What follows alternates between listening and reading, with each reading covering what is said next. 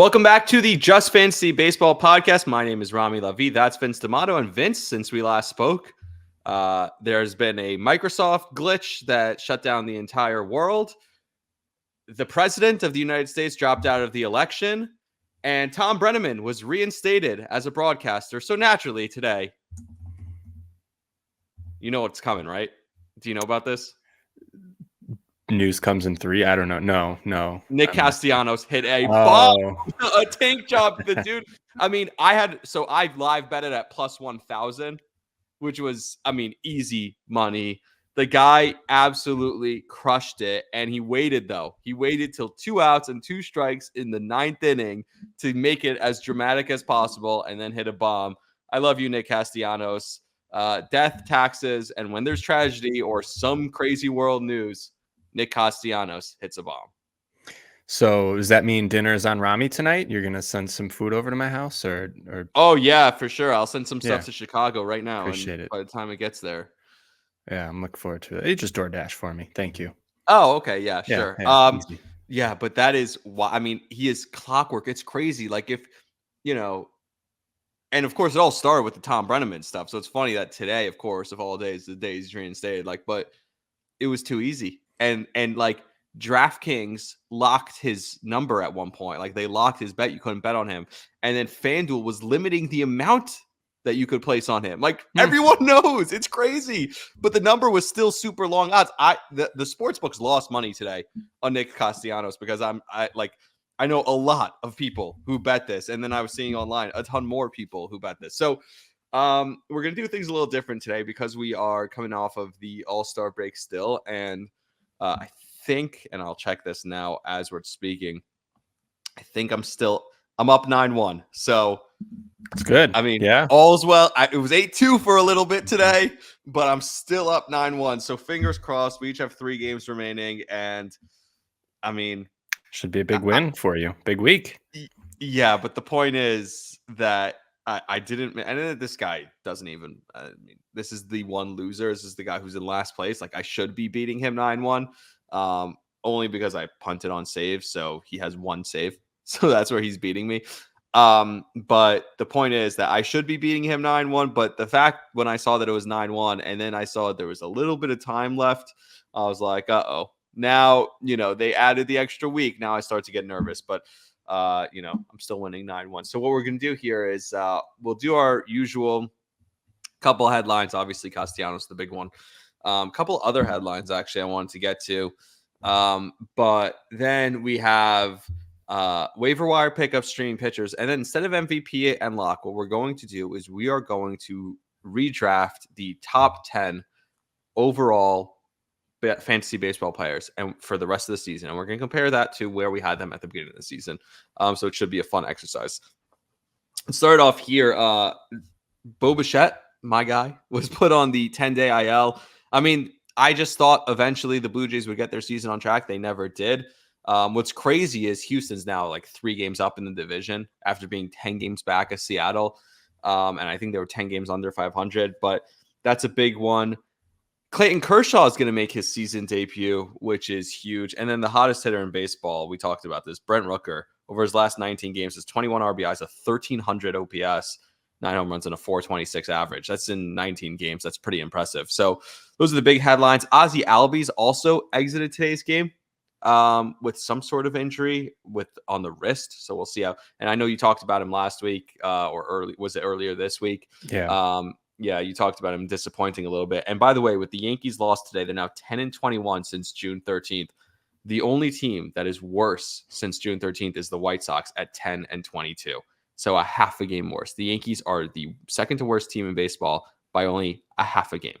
That's how bad so don't tell me it's a blip. Don't tell me it's a cold streak. The Yankees are one of the worst teams in baseball, and I truly believe that. So with that, oh, by the way, Seth Lugo, continues to dominate. First start of the second half, complete game, 1 run, 3 hits, 6 strikeouts, no walks, just absolute domination. Granted, White Sox, grain of salt, but still, like I said, they are the second to worst. They are the worst team in baseball next to the Yankees. So, any other headlines you had? No, I didn't see the Albies one. That one kind of makes me nervous because I want to say he has history of a wrist injury previously. So So I'm kind somebody of slid curious. into Yeah. his hand. I don't know if it was stealing a base or something, but somebody slid into his hand and his hand kind of got caught. And then he left the game hurting his wrist on that play. Oh, that's a little scary. Yeah, I hope I hope him well. But yeah, I did when we mentioned him earlier this week. I had him as a sell high, if you will, because I don't remember what the terminology was that we used, but name value, and I just don't think he's performing up to that name value. This isn't the way I wanted it to happen, Well, though. hopefully you got rid of him. Yeah, right. I Hopefully, mean, he listened right away. yeah. But no, I All don't right. really have any other big news. Just some guys that I'm excited for to come back soon. Like, I've been waiting on Jeffrey Springs for quite a while, and I think Jacob DeGrom just had his third bullpen session, so he's making his Really? way back soon. Senga as Drew well. Rasmussen, Senga, so a lot of pitchers that have been out for most of the year. Hopefully, making a second half return. So be on the lookout for them because there's probably quite a few on the waiver wires that haven't been picked up yet. And by the way, Gerrit Cole looks like he's fully Gerrit Cole. I Mhm. mean, the last couple of starts, maybe not stretched out as much, still like kind of 6 innings, but 6 innings, no runs, 1 run, whatever it is, he's pitching like the Gerrit Cole, pretty much like he pitched last year. And Royce Lewis is starting a rehab assignment next week. Oh So yeah. So just in knock time on for wood. we'll see when he gets hurt next. I mean, Yeah, you could say right. the same thing for Giancarlo Stanton, right? Yeah, sure. All right, so let's do some waiver wire pickups, and I'll start here with the guy I think you like, which is Juan Yepez. Great. That's I your was going guy. to throw him in here. I had two guys on here, and then I was like, Juan Yepez, shout out, because yes, go ahead. Yeah, I mean, the last couple of weeks he's just been hot ever since really, I mean, his whole season since getting called up. 17 for 45, 451 on base. Not a ton of power, only 1 home run, but 6 RBIs, 8 runs scored, stolen base. And we talked about this before. The Washington lineup, they're fun, right? So it's just a fun team that, you know, a bunch of young guys figure it out. They're kind of being thrown in the fire the second half of the season. And the crazy part is that they're not even one of the worst teams in the league. They're winning, finding ways to win some games like Yeah. this. And so I think him being thrown in there could end up being cool. And he's going to get opportunities. And he's rostered now at only 18% of Yahoo leagues. So I think that's a great spot. That's a guy that you should definitely look into picking up. Yeah. Yeah. I had mentioned it when he first came up because, he was big with St. Louis last year. And I thought, well, Mm-hmm. sometimes things happen. He didn't have a good year last year. Things don't pan out. And then they're saying, well, he'll get bumped down when Joey Gallo comes back. Are you sure Joey Gallo Right. We is talked Joey about that. Gallo, right? Yeah. So Right. I'm happy to see Yepez finally put it together because he can be an exciting baseball player and fantasy player. So he's only rostered in 35% of Fantrax. Yeah. So he's out there. Still low. He's out there. My first prospect pick, or not prospect pick, I'm sorry, waiver wire pick is Xavier Edwards. And the reason why I said prospect was because he was kind of a mid-tier prospect over the last few years. But he's really broken out over the last couple of weeks with Miami as a second baseman for the Marlins. And he's a speed first guy. He's got really no power to speak of, speed, hit tool kind of guy. And in order to back that up, here I crunched the numbers on this. He had 2,200 plate appearances, Rami, 2,200 plate appearances since 2018 with San Diego, Tampa Bay, and now Miami across like all minor leaguers, right? Rookie, A-ball, double A. Out of those 2,200 plate appearances, he has 14 home runs. So no power to speak of at all. 14 home runs, but 127 stolen bases. So over 100 more steals than home runs. That tells you a little bit about what kind of profile you're getting. Yep. He also never struck out more than 19% rate at any point at any time during his minor league stint. So he's got a really good feel for the strike zone, good feel to hit. Could be a top of the lineup guy long term, with the speed, good hit tool. But for now, he's a little bit lower. He's still a good pickup, though. I think, there's a little bit of juice here. I'm not expecting him to go crazy. Definitely more of a middle infield type, or if you're really hurting at second base, this guy's hot and can help you out in the speed department. So Xavier Edwards, second base for the Miami Marlins. Yeah, and that's another team that they're not going to be holding. They might be making trades, whether it's Jazz, whether it's someone else. These young guys are going to get some run. We like that for both of these guys because, like we said, like you're not playing Joey Gallo over Juan Yepez, right? So it's just not happening because that's not with the direction of the franchise that you're going right now. I did. I Sorry, have can I correct myself? I said second baseman. He's been playing shortstop for them. He came up as second base. That's why. okay, yeah, So all right. shortstop, second base. Anyways, sorry, just had to get that in there. Do you have one or two more? I have one more. Okay, so I'll go with I had two more highlighted, but I'll go with one. And this is a guy who's getting playing time right now, because of the injury to my guy Starling Marte. And I never thought I'd say this. Jeff McNeil has been really good, hitting the ball really hard. He's got a 470 17 on base in the last week. Limited plate appearances. Obviously, it's mostly the weekend and a little bit before. But so last 7 days. It's also last Sunday included. Obviously he had the 2 home run game, which helps, but he's been hitting the ball hard a lot more recently. And that lineup, like I said, is really good. And I think if he continues to just have opportunity in this lineup, I think it should start to translate for more hits and more home runs for him. And he just seems, when they're losing, he tends to wear it. It seems like just when you watch him, he seems like he's down and he's depressed and he feels like, oh my God, this guy can't snap out of it. And when they're playing well, though, he seems like he's in good spirits and he's up and it elevates his game. So Jeff McNeil, maybe ride him while he's hot. I'm not saying you're holding on to him for the rest of the season, but at least till Marte comes back, if he's going to keep playing out there in right field, because they're not running Stewart out there. So I would keep riding Jeff McNeil for a little bit.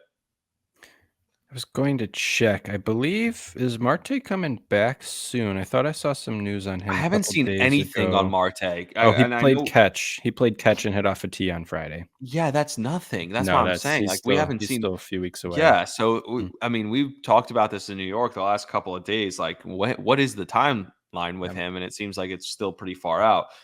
So they're not running JD Davis, or not JD Davis, DJ Stewart out there in right field. So you might as well rely on Jeff McNeil. The other honorable mention I was going to mention was Victor Robles for Seattle. He's not getting a ton of plate appearances though, so that's why it's just like kind of we'll see what happens.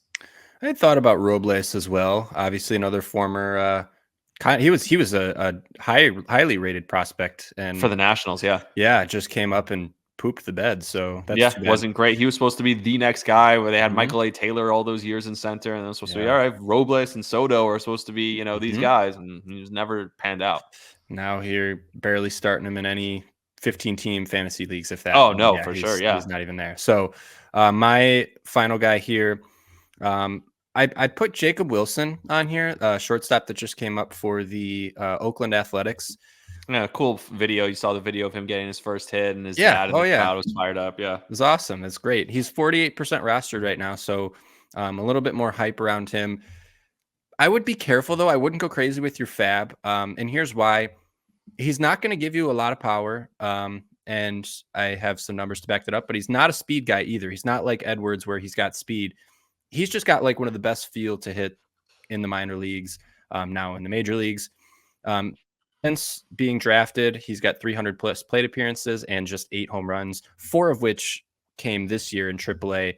But that also came with an average EV of 85 miles an hour. So it's not really backing up the power there. And he's only got 6 stolen bases in those 300 plus plate appearances. So again, not much power, not much speed to bank on here, but he did have a 315 average in single A last year, a 455 in 93 AA games, and then a 398 average in AAA so far this year. So the guy knows how to hit a baseball. He absolutely, has a great feel to hit. Jacob Wilson does. So again, don't go crazy because he's not going to, especially being in Oakland, he's not going to give you the counting stats. He's not going to give you power speed. So just temper your expectations. But maybe if he's hitting in front of Brent Rooker or whatever that looks like, he's at least worth a look. But again, don't go crazy. Jacob Wilson, though, should be on your radar. What's crazy with the A's is they are now, I mean, they're 12 games better than the White Sox. And the White Sox are the worst team in the league. But the point is, like, my bet was they would have the fewest wins this year. And they've outperformed.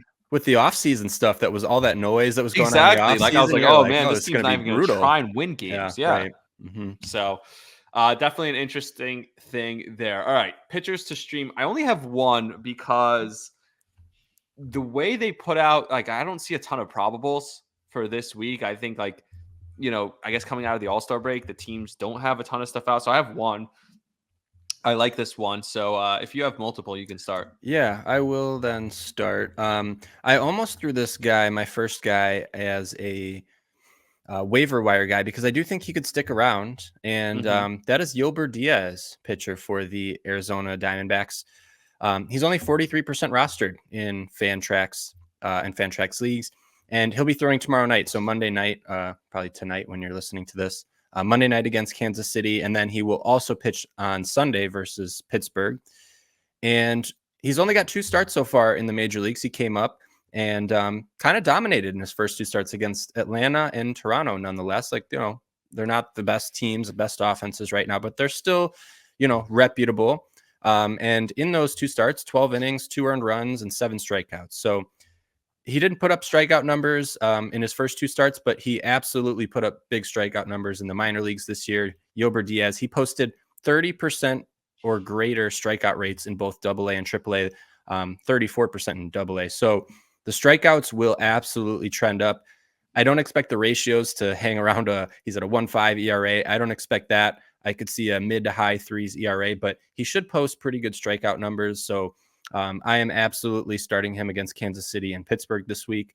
And he should stick around in the rotation for the foreseeable future. So I'm picking up Yolber Diaz, starting him, especially for the 2-step this week. And if he sticks around, cool, which I absolutely anticipate him doing. But if he poops the bed, then I'm dropping him pretty quickly. But I think he can stick around. I absolutely do. So I'm in on Yolber Diaz this week. So my guy has been kind of having a rough stretch the last month. It hasn't been great all year, but the last couple of weeks have been particularly bad. But I love him on Monday. I guess as you're listening to this today, day game. So be careful, pick him up early against the New York Yankees, and I'll be there to see him in person. And that's Zach Littell, who will also start probably later over the weekend at home against Cincinnati. Probably, I'm guessing, is what he'll do. I don't know about that start. I know Cincinnati's not a great team, but they still have Ellie. They still have some guys who can bop a little bit. Obviously, India, all those guys. So the Yankees have a 2-person lineup. I just gave you the numbers. They have been the worst team in baseball, and that's not an exaggeration. They have been the worst, second to worst team, I should say, by a half a game for the last month and a half. So, you know, they have 2 guys in the lineup. That's what, you know, Luis Severino famously said this weekend in an interview, said they have 2 guys in the lineup because he's missing them when they play the Mets later this week. The Yankees play the Mets. And Severino's not going to pitch against them. And he was upset. He said, I'd love to face a lineup that only has 2 hitters. They're not wrong. The Yankees stink. Their offense stinks. I don't know why anyone would pitch the Judge. He had a 450-foot home run today. There's no reason to pitch to him. So Zach Littell should have a great start against the Yankees. Shane Baz was awful, and he gave up 0 runs. He was as bad as a pitcher could be through 3 1/3 innings and gave up 0 runs. That tells you something about this Yankees offense today. So, I mean, if you basically pitch around Judge and Soto every single time, you'll probably give up 0 runs. That was kind of crazy. The Baz walking 5 and 3. That was kind of nuts. 4 hits. And he was awful. Yeah. 4 hits, 5 walks. Yeah. 9 base runners. 0 runs. Yeah. I mean, that just goes to show. To do. Yeah, it is. Sometimes, I mean, it's like, you know, we've heard the phrase, you have a lid on the backboard, the basketball, like in the, what's the lid on the? Yeah, there's a lid on the hoop. Lid on the hoop, right? Yeah, whatever. That's how it feels sometimes with the baseball, right? I mean, the Cubs, was it yesterday they stranded 9 in the first 4 innings, didn't score. And then the day before they stranded 10 throughout the day and they lost both games. Like, yeah, I was watching as I was tweeting about, the Yankee offense, and then I see Big Cat from Barstool tweeting about the Cubs offense. He's like, can the Cubs offense do anything? And I'm like, wow, we're in lockstep. Like, our tweets were almost word for word. Like, Cubs, you know, the just same swap one Cubs was and about Yankees. the Cubs. Yeah, Yep, exactly. Yep. So I do have one more streamer, and I'm very excited about this one. I think this is a very underrated one, and I'm kind of amazed that he's only rostered in 23% of leagues. And Rami, that's Kyle Freeland, pitcher for the Colorado Rockies. Yep. Everybody looks. The problem is they're at home this week. I think they're at San Francisco. No, are they not? Right. Let me double check because he's at. So that's what he's at San Francisco and then at Los Angeles and Anaheim. It'll be the following week.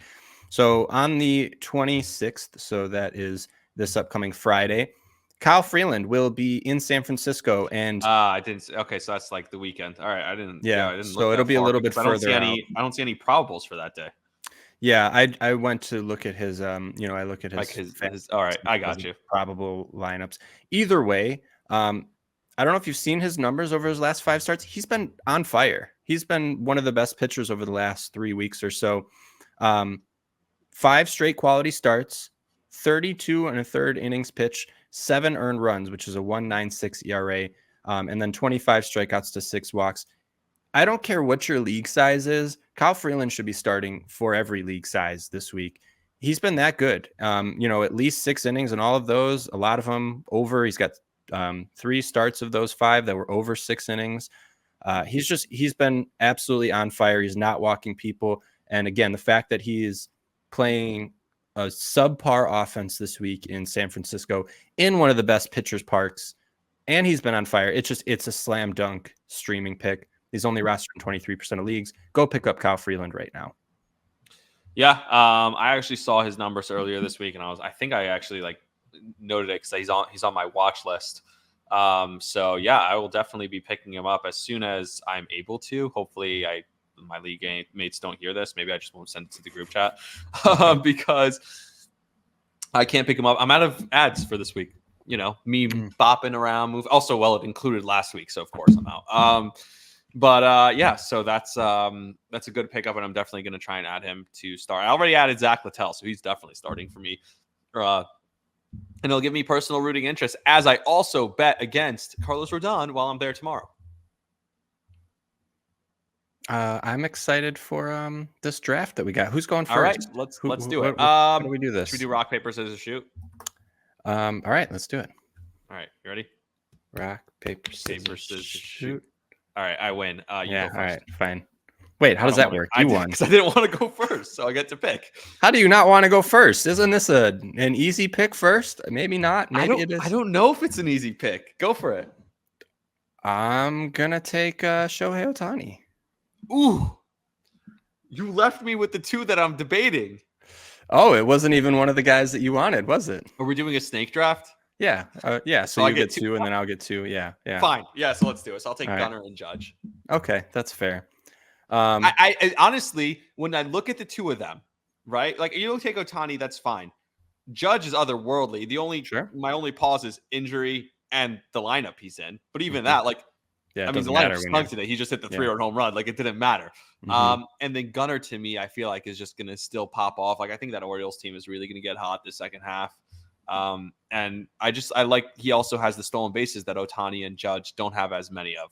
And Shohei's got 23 stolen bases. He has 23. I didn't even know insane? that. Yeah, right. Yeah, that's so that's sneaky. Actually crazy. Yeah. Because I would think he has 10 or 12. Yeah. Yep. All right. Well, Gunnar still has more.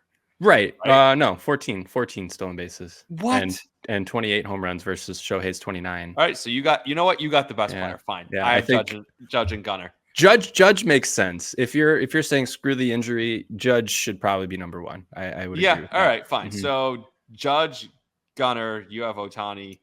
I actually I want to ask you something too, because this is a hot topic in one of my leagues right now. Should Shohei Ohtani come into next year, and it matters for us because we have keeper eligibility, keep 2 hitters and 2 pitchers. Does Shohei Ohtani come into next year with pitcher eligibility? Can he be kept as a pitcher this offseason? It depends. Well, when did you draft him, right? Well, this has been a league. We've had this league for probably 10 years now, and it's drafted essentially him as a pitcher. So why can't he continue as it? Well, because you can use him as both a hitter pitcher, right? And typically, right, you lose. For example, Mookie Betts next year is not going to start with outfield eligibility, right? He hasn't played enough outfield. Got you. So does Shohei still get pitcher eligibility? Is that like a position, or is that just? No, he has to, because he's going to pitch. So I don't. A lot of leagues, a lot of platforms have 2 Ohtanis. Right. Yeah. And so I think that's probably the best way to do it, because otherwise it's stupid. You know what I mean? I actually think the 2 Ohtanis makes most sense, in my opinion. Yeah, it's a tough balance, because you want to give the guy the credit. He's the best fantasy for being player. The best. He's the best fantasy player. You should get all the stats every time from it. I get that. So that's been a tough conversation as to how do we, because he wants to know before the trade deadline, right? Is Ohtani going to keep pitcher eligibility? Because if a pitcher goes on IL, right? If he has Tommy John, he still comes back as a pitcher, right? Even though he Right, doesn't pitch for a exactly. year, year So and a he half. shouldn't have ever lost his pitcher Yes, eligibility. right. But He should just be a pitcher who's hurt. yes, offensive eligibility still Like, yeah. loses, like Mookie Betts. So it's kind of a weird, uncharted waters that we're in here with our keeper league. I don't think so. I think it's a totally separate thing. I mean, yes, it's uncharted, but I don't think. Yeah, thinking about it more, that it makes no sense that he would lose his eligibility. Right. It's like it's like if he was injured, like, I don't know, a shortstop's out for the league. He's not going to lose his shortstop eligibility because he didn't play at shortstop. He's literally rehabbing. He's hurt. He Tommy can't John. pitch. It's not like Yeah. he is doing something like all It's right. not like That's he's fair. playing another position. If he was a relief pitcher, maybe he gains reliever eligibility. I don't know. Right? I don't Yeah. know. But yeah. Sure. Okay. Anyways, it's my pick now, right? I get two Yeah. picks. Correct. So I will go. I'm definitely gonna take one of these picks. Is going to be Jose Ramirez. Got to fill the third base spot, and I may as well go for my guy Ellie De La Cruz. Throw him at my shortstop. So that way now I don't have to worry about speed. I'm gonna win stolen bases every week, and that's my 4-5. Well, you have 4. You have 3 now. 3, 4. 2, 3. No, 2. No, because you just took 2. So I one, get what you're 2, saying. 3. That was a 4-5. I got you. Yes, I got yes, you. that was a 4-5. Yes. Mm-hmm. All right.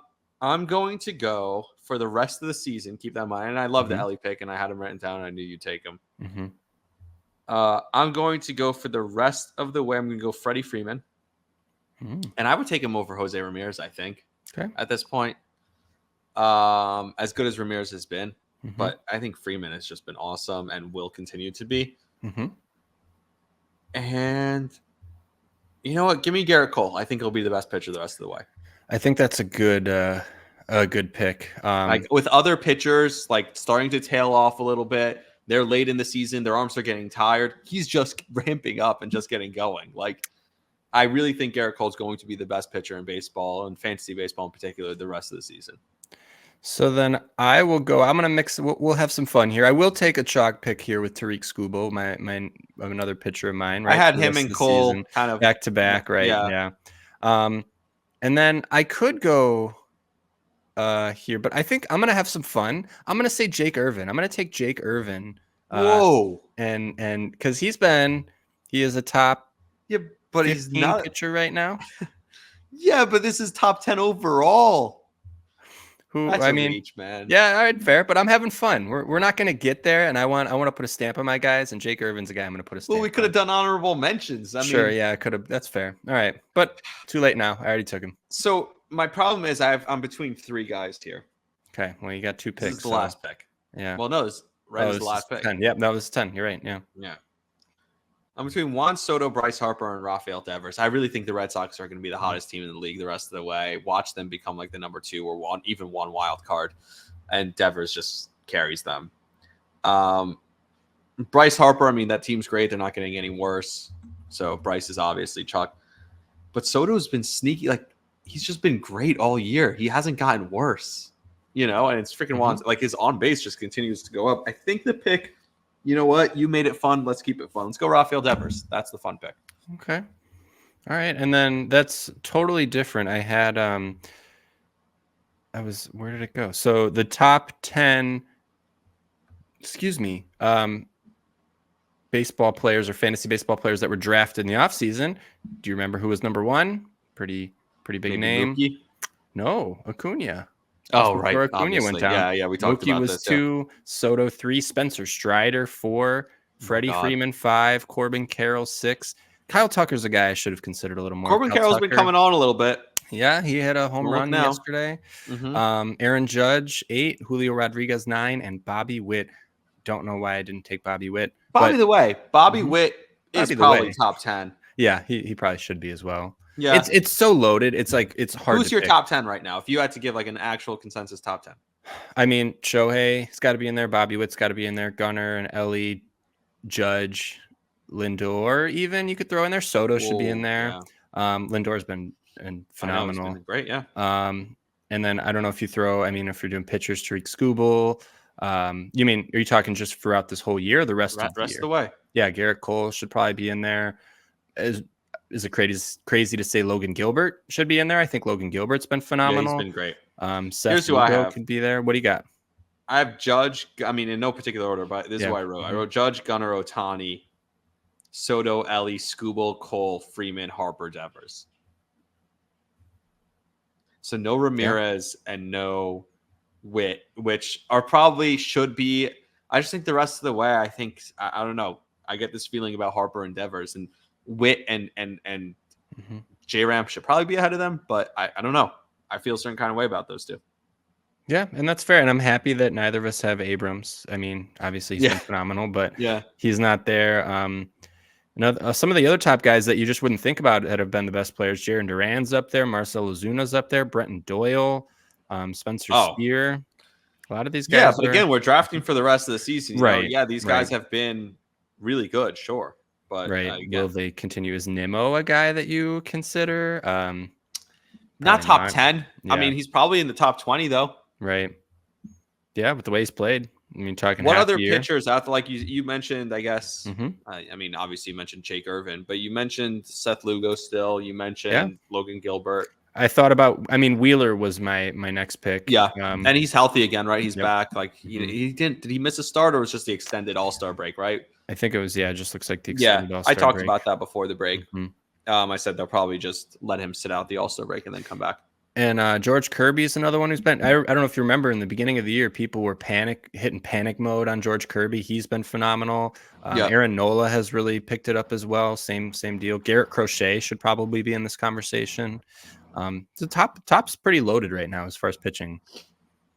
But it's weird because in the beginning of the season we thought, oh, there's so many guys that aren't.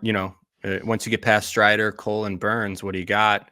Well, we haven't really stepped Burns. Up. I think Burns is still going to be great the rest of the year, but yeah.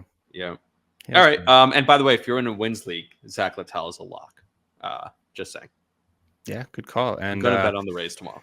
And I'll be there. Start Kyle Freeland. Can I bet on quality start? I put a quality start on Kyle Freeland. All right. If I can do that. But anything else from you? No. Enjoying baseball. I'm happy it's back. Let's go. Yeah, I'm happy it's back until I have to watch the Yankees. But even today, like I enjoyed the Judge and Soto at bats in the 9th inning, down a couple runs. Like still fun. It's always fun to watch. Tell you. Yeah. All right. Yeah. All right, Rami. That's gonna do it for us on today's episode. So until next time, like, subscribe, share the podcast, and we'll see you.